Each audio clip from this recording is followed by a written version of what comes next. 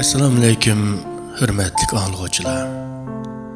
Anglayotganinglar ma'lumni yoritgan oy bilan suhbat programmasining hayot hikmatlari sahifasi.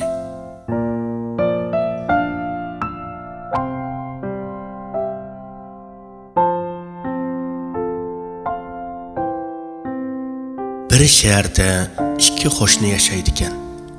Birining oilasidagilar hamma narsada bir-birini ayblab, hech kelishamaydi ekan. Uylardan pat-pat varangchiroq ovozi chiqib turdi ekan. Ikkinchi qo'shnisining uyida bo'lsa, hech qanday qattiq ovoz anglamaydi ekan.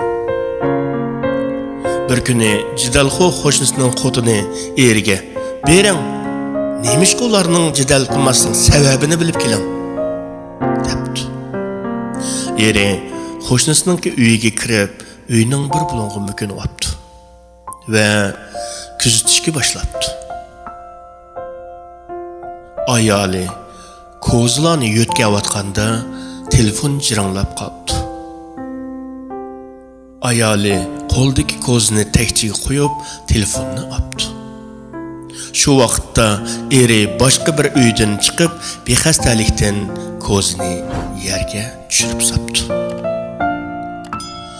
Ko'za sunib ketibdi. Ammo yo'shinib turgan u "Amdi jidal bo'ldi-ku" deb turganda ayoli kelib kechirim so'rabdi. "Kechiring, men aybdorman. Ko'zni tekchiga men qo'yib qo'ygan" debdi. "Yo'qay, nima deyapsan?" deb javob berdi eri. Men ayblik. Men doimo aldirash yurman. Diqqat qilolmay qoptiman." Mayli.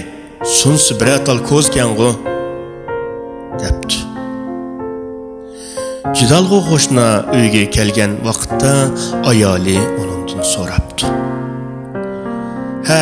"Bak uzab ketdingiz-ku. Zodi nima ekan sababi?" debdi. Yo'ldoshi unda bo'lishi ularning har ikkisi ayblikkan.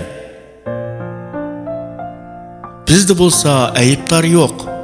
Har qanday ishda har ikkimiz haq bo'lib urishadiganmiz deb javob beribdi. Shundoq do'stlar, bu dunyoda keng qo'saqlik bilan apochalikdan boshqa insonni insonga yaqinlashtiradigan bebaho guhar bo'lmasi kerak.